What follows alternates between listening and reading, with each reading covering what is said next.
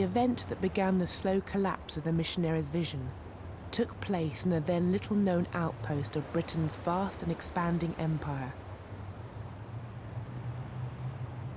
This is Tasmania, on the southern coast of Australia. What the British did on this small island was to resonate down through the Victorian age.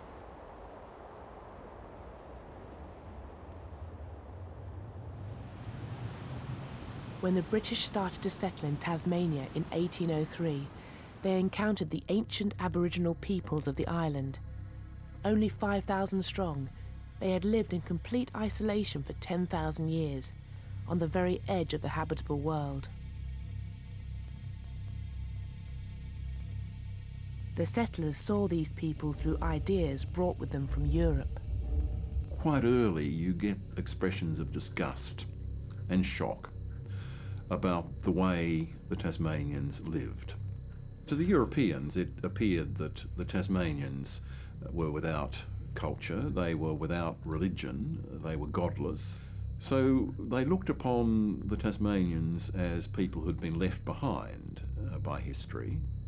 And they also related to a very popular idea of the late 18th century, that is the great chain of being, that the various races of humankind were arranged in hierarchical order, and that the Tasmanians were uniquely savage and primitive, and therefore can be treated almost as animals.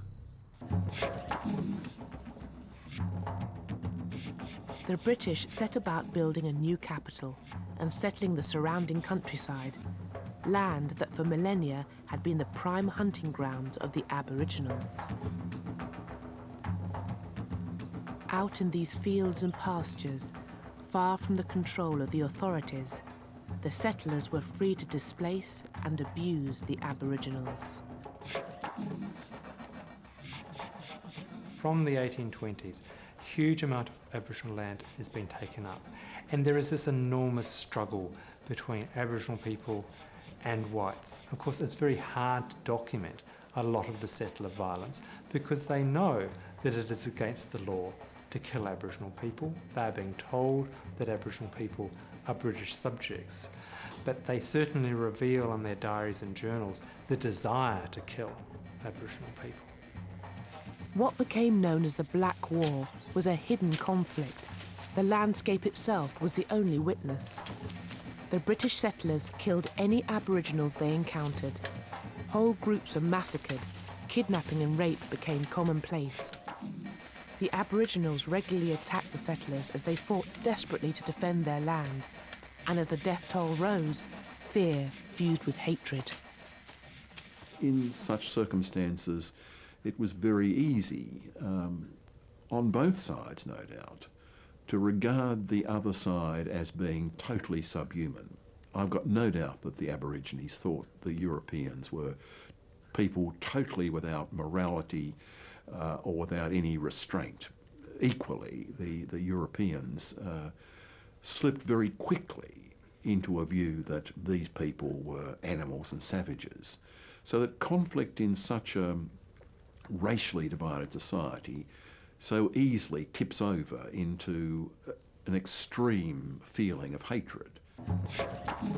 The death toll of the Black War had terrifying implications for the Tasmanian Aboriginals. The British, who arrived in ever-increasing numbers, could replace their dead. But the Aboriginals, only 5,000 strong before the war, could not. And by the end of the 1820s, they were at risk of being completely annihilated. The only man who had any hope of halting the violence was the colonial governor, George Arthur. Now, the governor of Tasmania is an evangelical. He knows Wilberforce, and he is aware that his future and his reputation depends on how he deals with this problem above all else. Now, he's already been warned in the late 1820s by the British government that the rapidly declining numbers suggests that these people might be exterminated. And were this to happen, it would be an indelible stain on the reputation of the British Empire, but by implication it would be disastrous for his career.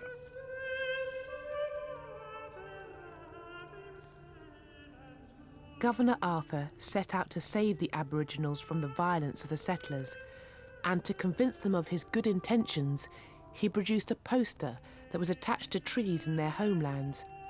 It showed a fantasy of interracial unity. The poster spoke of British justice, promising equality before the law. The white killer of an Aboriginal would be hanged. If an Aboriginal killed a settler, he would be hanged. The poster also propagated the lie that the British wanted to integrate with the Aboriginals. It was both a fiction and a complete failure, because out in the bush, the killings on both sides continued.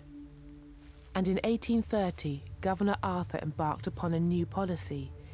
He ordered the army to sweep across the area of European settlement in an attempt to capture the remaining Aboriginals. He offered a bounty for every Aboriginal taken alive, but the operation was a complete failure. Only 2 were captured, an old man and a young boy.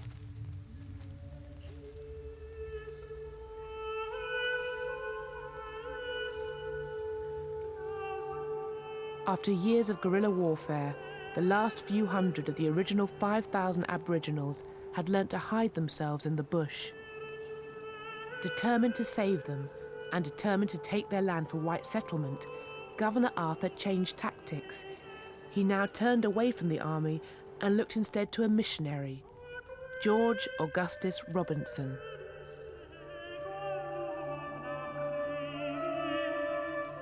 He was the leader of a band of Aboriginal converts and was now hired to go into the bush and bring in the remaining Aboriginals. Robinson took a message that the government wanted to come to some sort of an agreement, a negotiation, a peace treaty. And that is, I believe, undoubtedly the way the Aborigines saw it. They too saw this as a way to end a conflict which they had realised they could never win. They could never get rid of the Europeans. If they stayed and fought, they would be wiped out. And Robinson and his intermediaries convinced them that they should temporarily go to an island where they will be looked after and fed, and that they will ultimately come back to their homelands.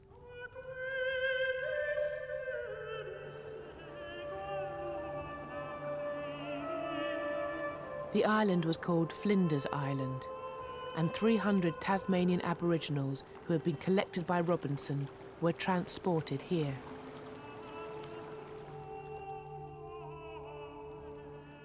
Robinson came with them in the official role of Chief Protector of Aboriginals, a job for which he was paid a total of £8,000, a small fortune in the 1830s.